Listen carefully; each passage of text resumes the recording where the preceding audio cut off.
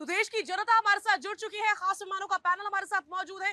कौन कौन खास मेहमान आज की इस डिबेट में अपनी उपस्थिति दर्ज करवाने वाले हैं, सभी का तारुफ जल्दी से करवा देते हैं। हमारे साथ अनंत अमित मौजूद रहेंगे जो कि बीजेपी के प्रवक्ता हैं। आदेश भारद्वाज मौजूद रहेंगे, कांग्रेस का पक्ष रखेंगे। स्वाति तिवारी जी मौजूद रहेंगी। मेहर मिश्रा हमारे साथ मौजूद रहेंगे। बरकत फ्रेंड जी अपनी उपस्थिति दर्ज करवाएंगी। प्रियंका राणा जी मौजूद रहेंगी। शबनम खान जी अपनी उपस्थिति दर्ज करवाएंगी। फाजिल अहमद हमारे साथ मौजूद रहने वाले हैं और रफी अता मुस्लिम स्कॉलर हैं, वो भी अपनी उपस्थिति मौजूदगी दर्ज करवाएंगे। सभी खास मेहमानों का बहुत बहुत स्वागत है और शुरुआत मैं करने जा रही हूं फाजिल साहब के साथ। फाजिल साहब, आखिरकार कैसा लग रहा है जब दोनों सदनों से ये बिल पास हो चुका है जिसका भारी विरोध आपके द्वारा दर्ज करवाया गया था? देखिए, विरोध के बाद ये तो संख्या का खेल है। संख्या उनके पास थी, वो बिल पास कर लिए। अब देखते हैं कि कितना गरीब को कल्याण होता है। 2 दिन पहले तो आप कह रहे थे कि हो ही नहीं सकता पास, देखिएगा होगा ही नहीं। नहीं, हम लोग जो कोशिश करना हमारा काम है। आप पारदर्शिता की बात कर रही थी ना। आज से 3 महीना पहले कोई देश का आदमी जानता था कि 180 करोड़ अमेरिका ने दिया है भारत को वोट टर्न अप के लिए? कोई जानता था? तो ट्रांसपेरेंसी तो हर जगह हमको चाहिए ना। हमको हर जगह नहीं, हमको ट्रांसपेरेंसी होनी चाहिए कि हर जगह देश को पता होना चाहिए कि अमेरिका से आपने 180 करोड़ रुपया वोट को टर्न अप के लिए लिया है। तो ट्रांसपेरेंसी हर चीज की होनी चाहिए। आप आरटीआई का कानून खत्म कर रहे हैं, अब बात ट्रांसपेरेंसी की कर रहे हैं। जब आरटीआई के कानून को आप कमजोर करेंगे, खत्म करेंगे, फिर किस बात की ट्रांसपेरेंसी? आप किससे कितना पैसा ले रहे हैं, किस उद्योगपति का कर्जा माफ कर रहे हैं? पार्लियामेंट में कुछ आ ही नहीं रहा है। कुछ समझ में नहीं आ रहा देश का पैसा जा कहाँ रहा है। इतना देश पूरा जमींदारी उल्लंघन अधिनियम लागू हुआ, देश के अंदर जमींदारी खत्म हो गई। कहाँ दलित के पास जमीन है? ओबीसी एससी एसटी के पास, आदिवासी के पास कहीं जमीन है? बिल्कुल सही, आपका विरोध सही है, बिल्कुल सही है। यहाँ पर बिल्कुल जहाँ विरोध होना चाहिए वहाँ विरोध होना चाहिए कि ट्रांसपेरेंसी की अगर बात है तो सभी कहीं ट्रांसपेरेंसी होना चाहिए। बरखा जी, ट्रांसपेरेंसी तो सभी कहीं होनी चाहिए। फाजिल जी की बात यहाँ तो सही है। ढोंग की पराकाष्ठा मैं तो ये कहूंगी, जब राम मंदिर बन रहा था तो कह रहे थे अस्पताल बनाओ, अस्पताल बनाओ। अब जब वक्फ बिल की बात हो रही है तब इन्होंने एड़ी चोटी का जोर लगा दिया इसे अपोज करने के लिए, जो कि मुसलमानों की ही भलाई में है। अब हमें समझना होगा कि मुसलमान का दिल बदल गया है, उसे अपनी बढ़ोतरी में ही काम करना है, उसे देश हित में काम करना है। ये भी इनसे बर्दाश्त नहीं हो रहा। खिसियानी बिल्ली खम्बा नोचे, इन्होंने हर चीज़ अपोज करनी है और वो हर काम करते चले जाएंगे। उन्होंने मंदिर भी बना लिया, उन्होंने मस्जिद भी बना ली, उन्होंने 370 भी पार करा दिया, उन्होंने पढ़े लिखे मुसलमानों के हाथ में बागडोर भी दे दी जहाँ जहाँ उन्हें देनी थी और आगे भी देते रहेंगे। वो तो चाहते कि मुसलमान तबका आगे बढ़े। ट्रिपल तलाक से महिलाओं का कितना फायदा हुआ, मुस्लिम महिलाओं का। तो वो तो अपनी गति से काम करते रहे और बिल पास हो गया है, खुशियां मनाइए। जय श्री राम। ठीक है, बिल पास हो गया है। रफी अता साहब, कैसा महसूस कर रहे हैं आप? कुछ कहना चाहेंगे? जी, कहना चाहेंगे। देखिए, ये सरकार जो है सब कुछ कर सकती है, सब कुछ निरंकुश होती है ना। सरकार है तो सब कुछ कर ही सकती है, पावर ही इतनी है। निरंकुशता की हद होती है। अब देखिए, ये अभी बोल रही थी और ये बिल्कुल सरकार भी करे मुसलमानों का। मेरे को पहली बार ऐसा नजर आ रहा है कि भारत के 20 करोड़ मुसलमान ये कह रहे हैं कि भाई हमारे भले की चीज नहीं है। जो कुछ लोग बैठे हैं ना पार्लियामेंट में, ये कह रहे हैं भाई ये तो मुसलमानों के मतलब वो काम जो हमारे भले का हमें ही नहीं पता है, हमें ही पता नहीं है कि हम मुसलमानों को ये पता नहीं है। जब ये सारा ज्ञान तो भारतीय जनता पार्टी के पास है, क्योंकि सबको ज्ञान वही दे रही है, सबका भला वही कर रही है। देखिए, वक्फ किसे कहते हैं? वक्फ किसे कहते हैं? वक्फ कहते हैं कोई चीज ईश्वर को समर्पित कर देना। औकाफ की जमीन है तो ईश्वर को दिया। अब इसमें ये कह रहे हैं हम वहां से फायदा निकालेंगे, हम वहां से। ये काम तो गरीबों का काम है, गरीबों के लिए इस्तेमाल होता है औकाफ की जमीन। अच्छा, फिर ये इसमें इनसे कंट्रडिक्शन पैदा कर रहे हैं। आज औकाफ की जमीन, रुकिए एक दफा, रुकिए, आप बोलिए ना। रुकिए, औकाफ की जमीन 9.5 लाख प्रॉपर्टी मतलब करोड़ प्रॉपर्टी मतलब। अरे कहाँ यार, इसमें मस्जिदें भी है, दरगाहें भी है, कब्रिस्तान भी है, वहां से आमदनी होती है क्या? अच्छा, इसमें गरीब है, गरीबों को मकान दे रखे हैं, गरीबों को मकान रहने के लिए दे रखे। 70 साल से गरीब रह रहे हैं, औकाफ की जमीनों पे वक्फ बोर्ड किराया लेता है ना, तो वो गरीबों का काम के इस्तेमाल के लिए चीजें हैं। अब इसमें सरकार का दखल क्या है? प्रॉपर्टी मेरी, जमीन मेरी, चीज मेरी, तो सरकार यहाँ से कहाँ से आ गई है? ये काम, सुनिए मेरी बात, ये काम गुरुद्वारा प्रबंधक कमेटी में भी आप कर सकते हैं। ये काम जो हिंदू न्यास बोर्ड है जितने मंदिरों में, वहां भी कर सकते हैं। मतलब काम मेरा।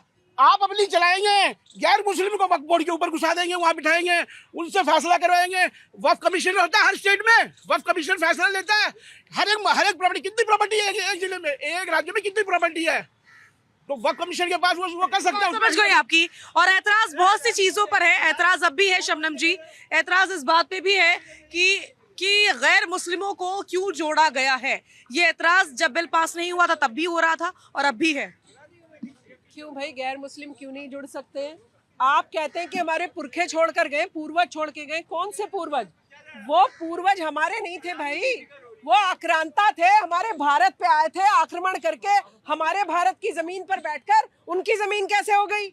भारत की जमीन थी भाई, वो भारत की जमीन है और भारत की जमीन ही रहेगी। शाजिया जी, मैं तो ये बोल रही हूँ कि अगर आपने वक्फ बोर्ड को ढंग से चलाया होता, अगर आपने वक्फ बोर्ड को गरीब मुस्लिमों के हित में चलाया होता तो आज फेरबदल करने की जरूरत ना पड़ती। आपने किसी मुसलमान को अगर वक्फ बोर्ड का एक फायदा दिया हो, चलिए गिनवा दीजिए। बैठे हैं आपके सामने ही खड़े मेरे कई सारे भाई जो कांग्रेस के पक्षधर हैं, इनसे पूछकर ये बता दीजिए, 3 चीजें बताइए जो गरीब मुसलमान को फायदा देती हूँ वक्फ बोर्ड से। एक भी फायदा नहीं। कब्रिस्तान पर भी कब्जा करे बैठे हैं, सारी जमीनों पर कब्जा करे बैठे हैं, 4-5 चंगू मौलानाओं का कब्जा है और मुसलमानों को, गरीब तबके को 1% अगर फायदा दिया हो तो आप बता दीजिए। ठीक है, जल्दी से 20 सेकंड में जवाब दीजिए। मैं जवाब दूंगा। देखिए ये फायदा कि मैं पूरे ये कह रही हूँ, पहली बात तो ये आपकी सूचना के लिए बता दूं कि इसमें जो मौलानाओं का कोई रोल नहीं है, इसमें सारी कम्युनिटी है। इसमें पहले सुनिए, इसमें अरे एक बार रुकिए ना, पहले आपके जो आप बैठिए उधर, शबनम उधर जाइए, आप उधर बैठिए ना। अरे बता रहे पहले जवाब ये नहीं होता। देखिए चलिए बुलवाइए ना फिर इससे, पहले आप जवाब दे दीजिए। मैं बता रहा हूँ, बुलाइए फिर मुझे बुलाइए। ठीक है शबनम जी एक सेकंड उनसे जवाब ले लेते हैं आपके सवाल का। मैं ये कह रहा हूँ, देखिए इसमें एडमिनिस्ट्रेटर होते हैं, जो वक्फ की कमेटी होती है ना, उसमें एडमिनिस्ट्रेटर भी होते हैं, उसमें पब्लिक रिप्रेजेंटेटिव होती है, सारा कुछ। अच्छा ये कहते हैं क्या हुआ, अब मैं बताता हूँ क्या हुआ। दिल्ली में गिना दूं आपको, पंचकुला रोड देखा? अरे सुनिए, पंचकुला रोड देखा? वो औकाफ की जमीन पे है, वहाँ कम से कम 300-400 लोग रह रहे हैं औकाफ की जमीन पे, और किराया देते हैं रिसीवर का। बसई दारापुर है, तिहाड़ है, माजीपुर है, मैं दिखाता हूँ ना औकाफ की जमीन। और औकाफ की जमीन जो है उससे टिबिया कॉलेज है, तो यहाँ आबादी रह रही है। औकाफ की सरकार की नजर ये है कि मुसलमानों के पास जो रह रहे हैं, गरीब मुसलमान औकाफ की जमीनों पे रह रहे हैं, उन पे कब्जा करना इन लोगों का काम है। ये चाहते हैं उसको भी मुसलमानों के हाथ से। अरे ये हमारा क्या भला करेंगे? हमें नमाज ये पढ़ने नहीं देते, हमें रोजा ये रखने नहीं देते, हमें मस्जिद में जाने नहीं देते, और ये कह रहे मुसलमानों का भला करेंगे। अरे भाई ये कौन सा भला है जो मुसलमानों का ये कर रहे हैं?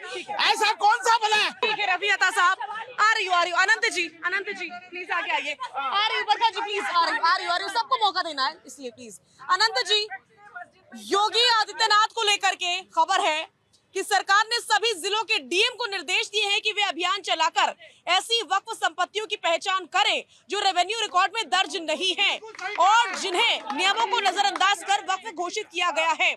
इन संपत्तियों की पहचान की मैं जानना चाहती हूँ, इतनी किस बात की जल्दबाजी है? अभी तो कानून बना भी नहीं है, बिल ही पास हुआ है, जल्दबाजी किस बात की है? साजिया जी, हिंदुस्तान के लाखों करोड़ों गरीबों की आवाज बनके जिस तरीके से नरेंद्र मोदी जी की सरकार आई है, और आज सूरज की उजाली के साथ वक्फ के बाद वक्फ बोर्ड पे जिसकी आवाज थी, गरीब मुसलमानों की आवाज थी, और तमाम बेवाओं के लिए जिस तरीके से मोदी सरकार ने ये काम किया है, वो जितनी भी उसकी तारीफ की जाए वो कम है। जिस तरीके से देश में हर्षोल्लास का माहौल बना हुआ है, 24 घंटे से पूरे देश की जनता 75 वर्षों के बाद जो हुआ है उसके लिए लालायित थी, और इस सरकार को जिस तरीके से लोग का सहयोग मिल रहा है वो बहुत ही सराहनीय है। दूसरी बात, ये हमारे भाई ये कहना चाहते थे,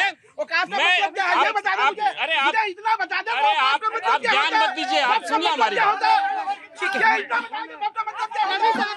मैं इनसे पूछना चाहता हूँ कि आप ये बताइए, जिस तरीके से आपने प्रश्न किया माननीय योगी आदित्यनाथ जी के विषय में, तो मैं इनसे पूछना चाहता हूँ, यूपी के उन लोगों से पूछना चाहता हूँ, यूपी के उपराज्य अखिलेश जी से पूछना चाहता हूँ कि आप ये बताइए कि आजम खान को कितने जमीन आपने दे रखी है। आजम खान की जो रामपुर में यूनिवर्सिटी है किसका जमीन पे बनी हुई है। अतीक अहमद के पास कितनी जमीनें थी, मुख्तार अंसारी के पास कितनी जमीनें थी, ये देश की जनता जानना चाहती है। वक्फ का आज जो स्थिति है 95.5%। मैं अपने भाई से पूछना चाहता हूं, यहाँ पे जितने भी तमाम लोग हैं पूछना चाहता हूं, एक अपने बगल के मुसलमान गरीब का बता दीजिए जिससे वक्फ से फायदा हुआ, मैं राजनीति छोड़ दूंगा। ये मैं पूछना चाहता हूं।